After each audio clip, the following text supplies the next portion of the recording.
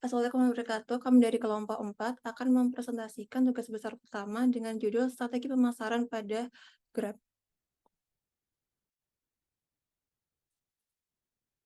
Untuk anggota kelompok kami, yang pertama ada Stefani dengan NRP 6, ada Nunar Kapipa dengan NRP 060, dan Meti Mondian dengan NRP 085, dan Rizlina dengan NRP 094. Yang pertama ada bab 1 pendahuluan. Untuk latar belakang dari pernyataan ini, pada era digital saat ini, teknologi berkembang pesat memiliki peran penting dalam peningkatan pertumbuhan ekonomi di Indonesia. Dengan pengembangan teknologi dan penggunaan smartphone di Indonesia merubah cara konsumen berinteraksi satu sama lain, sehingga mendorong terciptanya inovasi baru seperti layanan transportasi online. Grab telah menjadi pemain utama dalam industri ini, mengubah cara masyarakat Indonesia berpergian dan mengakses layanan transportasi. Namun, pertumbuhan pesat dalam industri ini telah memicu persaingan yang semakin ketat di antara perusahaan-perusahaan penyedia layanan transportasi online. Dalam persaingan ini, strategi pemasaran memegang peran kunci dalam menarik pelanggan baru, mempertahankan pelanggan yang ada, dan menciptakan citra merek yang kuat. Untuk rumusan masalah yang pertama, apa saja strategi yang telah dilakukan Grab Indonesia dan yang paling efektif dalam menghadapi persaingan pasar? Kedua, bagaimana dampak strategi pemasaran yang dilakukan Grab Indonesia terhadap pertumbuhan perusahaan? Untuk tujuan penelitiannya adalah yang pertama, untuk mengetahui strategi-strategi yang telah dilakukan Grab Indonesia dan yang paling efektif dalam menghadapi persaingan pasar. Kedua, untuk mengetahui dampak strategi pemasaran yang dilakukan Grab Indonesia terhadap pertumbuhan perusahaan. Selanjutnya ada bab 2, kajian pustaka. Next. Yang pertama itu ada target pasar. Target pasar adalah salah satu konsep sentral dalam pemasaran dan mencerminkan segmen khusus dari pasar yang menjadikan fokus utama perusahaan atau organisasi dalam upaya pemasaran mereka. Dengan pemahaman yang baik tentang target pasar, perusahaan dapat mengalokasikan sumber daya mereka dengan lebih efektif, meningkatkan relevansi pesan pemasaran, dan secara keseluruhan meningkatkan kesempatan mereka untuk mencapai kesuksesan di pasar yang mereka tuju. Next. Lalu ada diversifikasi layanan. Diversifikasi layanan adalah strategi bisnis di mana sebuah perusahaan atau organisasi memperluas portofolio layanannya dengan menambahkan berbagai jenis layanan baru atau terkait yang berbeda dari layanan yang sudah ada.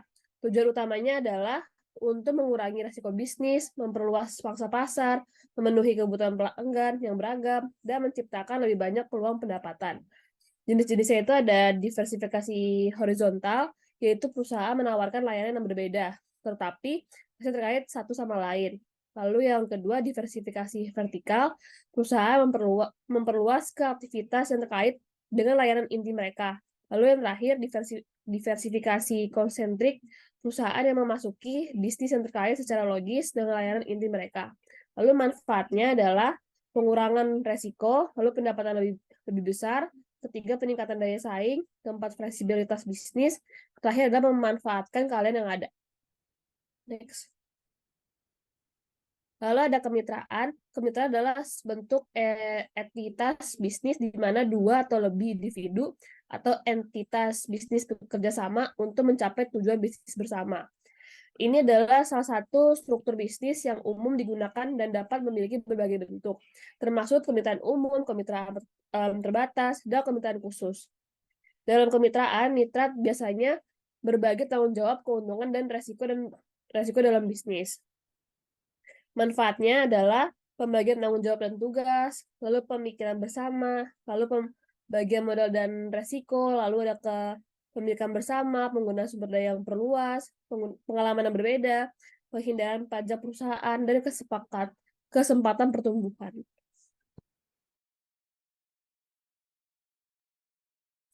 Selanjutnya yaitu bab 3, bagian dari analisis dan diskusi. Yang pertama yaitu profil perusahaan dari Grab sendiri. Jadi Grab Holding atau Grab merupakan perusahaan teknologi yang menyediakan aplikasi yang berisi berbagai layanan yang dapat dimanfaatkan oleh para penggunanya. Nah, Grab sendiri pertama didirikan pada tahun 2012 oleh Anthony Tan dan Hoi Ling Tan di Malaysia. Untuk visi dari Grab sendiri yaitu menjadi yang terdepan di Asia Tenggara dengan 3 misinya. Yang pertama, mewujudkan platform transportasi yang aman, lalu membuat layanan transportasi transportasi yang mudah diakses masyarakat, dan terakhir yaitu peningkatan derajat hidup mitra Grab. Lalu selanjutnya yaitu profil produk jasa dari Grab sendiri yang terbagi dalam beberapa kategori. Yang pertama yaitu pengantaran. Untuk pengantaran sendiri ada 4 macam. Yang pertama itu makanan, lalu toko atau barang-barang pada toko itu, lalu pengantaran barang, dan terakhir yaitu just tip. Lalu selanjutnya ada kategori mobilitas seperti GrabBike atau GrabCar. Selanjutnya ada jasa keuangan, di mana Grab sudah bekerja sama dengan OVO sebagai pembayarannya. Lalu ada juga asuransi, dan ada pulsa atau token, dan terakhir yaitu tagihan, di mana pengguna dapat membayar tagihan di Grab. Lalu ada kategori lainnya yang berisi hotel dan juga kesehatan.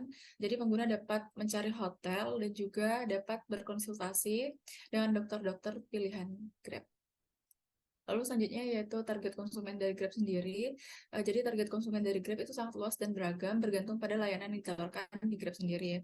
Namun target utama Grab merupakan masyarakat yang memiliki mobilitas yang tinggi atau membutuhkan bantuan untuk pesan antar makanan maupun barang. Dan juga Grab menargetkan masyarakat yang menginginkan kemudahan dalam mencari transportasi, kurir antar jemput maupun dalam pembayaran tagihan dengan mudah.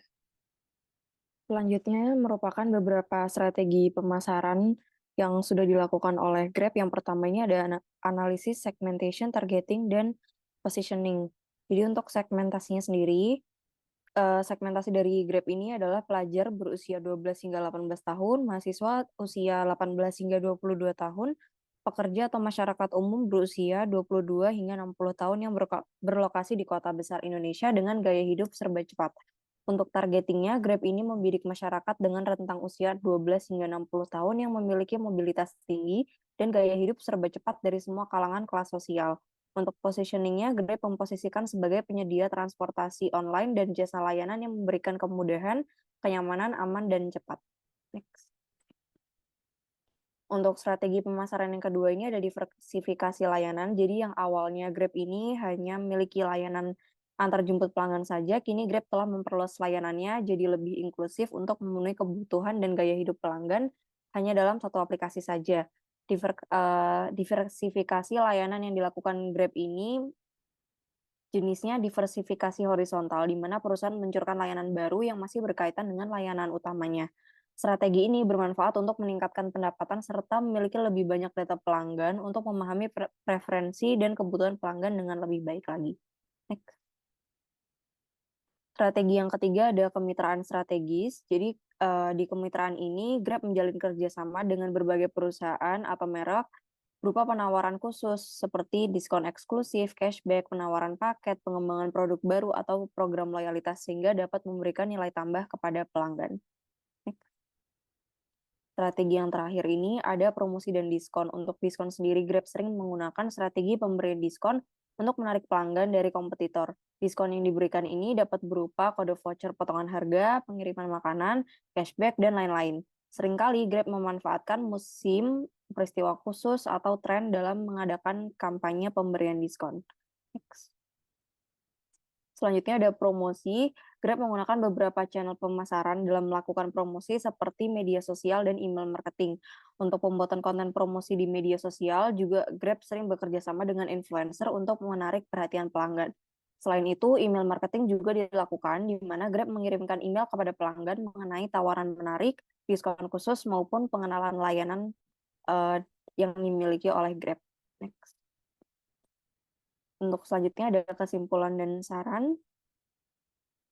Dari pembahasan yang sudah ditampilkan, dapat disimpulkan bahwa Grab Indonesia merupakan perusahaan teknologi yang menyediakan aplikasi dengan beragam layanan seperti GrabFood, GrabBike, GrabCar, GrabMart, dan masih banyak lagi. Dalam memasarkan jasanya, Grab menggunakan beberapa strategi seperti analisis STP, diversifikasi layanan, kemitraan strategi, serta promosi dan diskon. Penggabungan dari beberapa strategi pemasaran tersebut telah membuat Grab berhasil bersaing dengan kompetitornya. Saran dari peneliti, yakni yang pertama, Grab dapat menambah diversifikasi layanan sesuai dengan kebutuhan pelanggan agar tidak kalah saing dengan kompetitornya. Yang kedua, Grab dapat meningkatkan pemasarannya melalui beragam media ketika melakukan ekspansi ke kota-kota di Indonesia, sehingga masyarakat sekitar sadar akan layanan yang tersedia. Sekian presentasi tugas besar dari kelompok 4. Mohon maaf apabila ada salah kata. Assalamualaikum warahmatullahi wabarakatuh.